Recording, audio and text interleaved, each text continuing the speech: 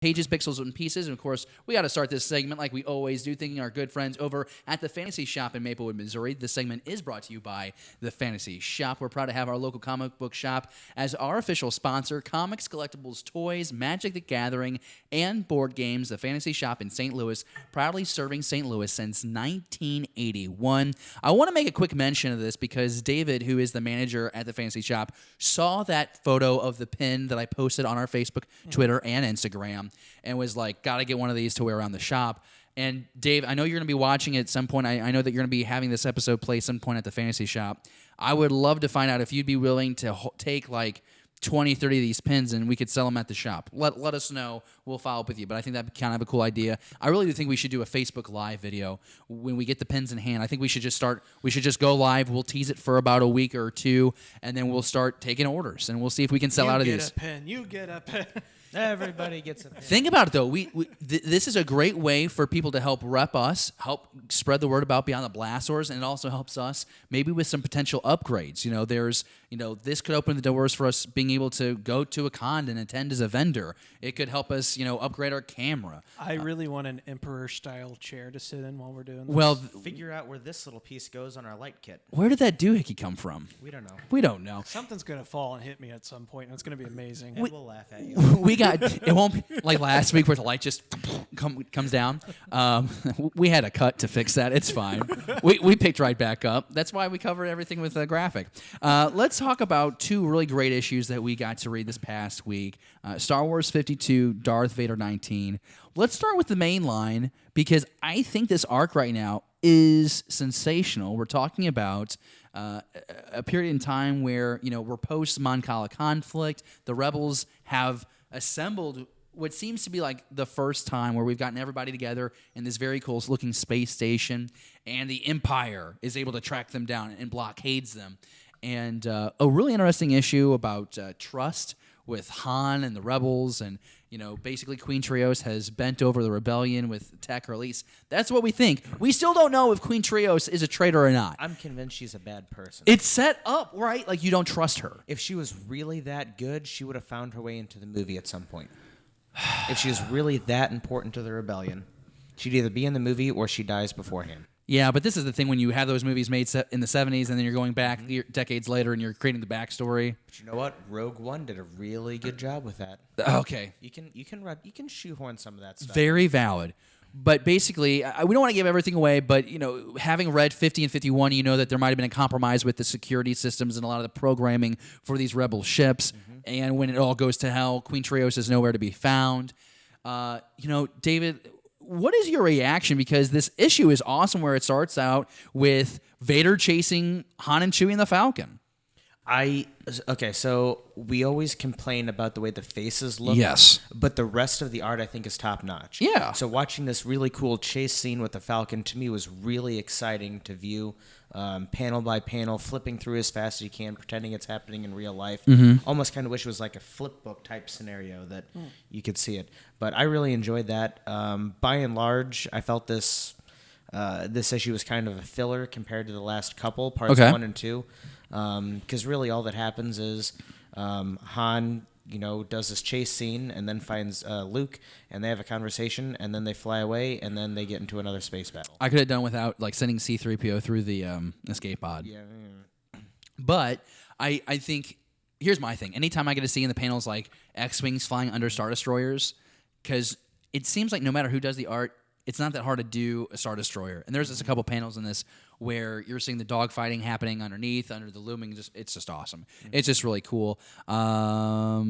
Jesse, do you have anything on that, or should we just jump to Darth Vader 19? Jump to Darth Vader 19. Okay, we'll jump to Darth Vader 19. I'm excited for Darth Vader 19. Go ahead, take it off. Can we just start with how awesome the cover is? How reminiscent it is of one of the earlier movie posters. Oh, with Vader like this? And Palpatine in the background. Yeah. It just, I don't know, it gives me the shivers. It was great storytelling, and we were having this conversation the other day that, aside from issue number 11, I think it was.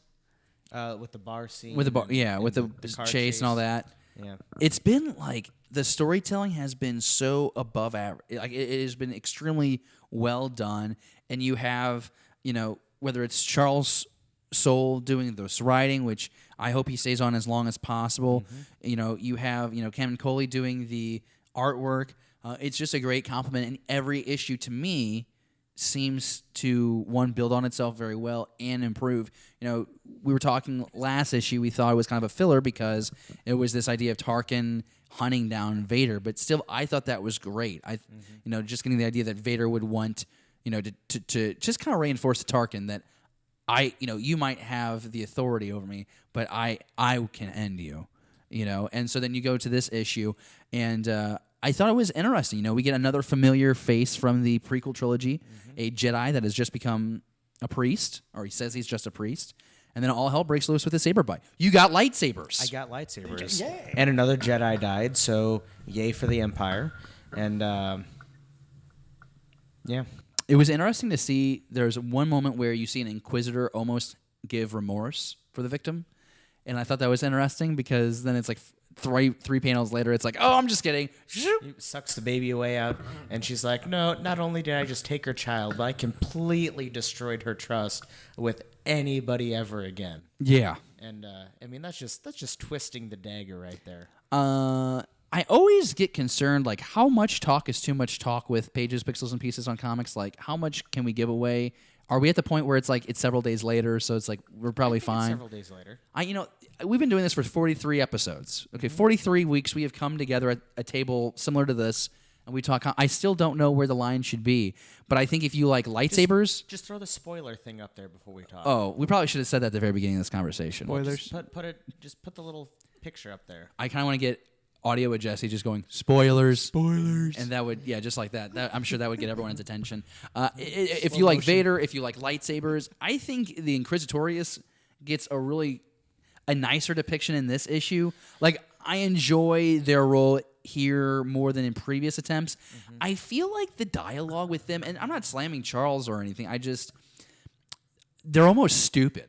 Like, they come off as like not having the ability to like strategize or problem solve. They feel very elementary.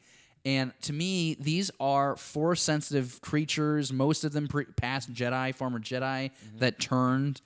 To me, they should be like very cunning and very intimidating, very intense. And I feel that they're almost like sometimes comedic relief and like, oh, Lord Vader, what will we ever do?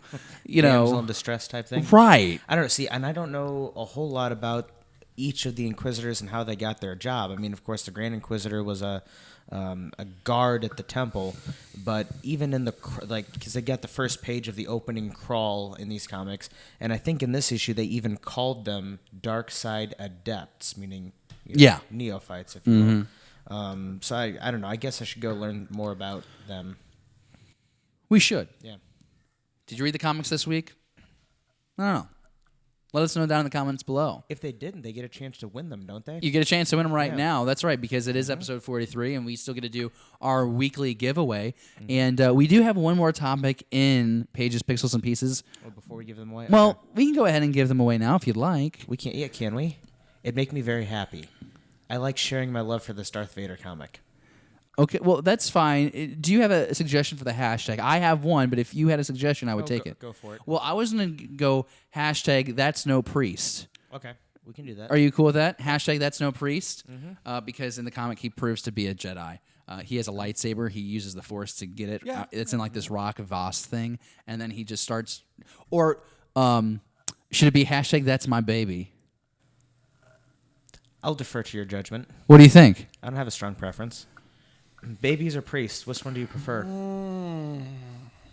Either one will land you in jail. Yeah. I like the first one a little bit more. I think I would somehow That's no priest. That's Think- no think priest. that's There we no go. priest. Hashtag that's no priest is what we're going to do. I'm going to send that off to Steven so he can finish the graphic for that contest.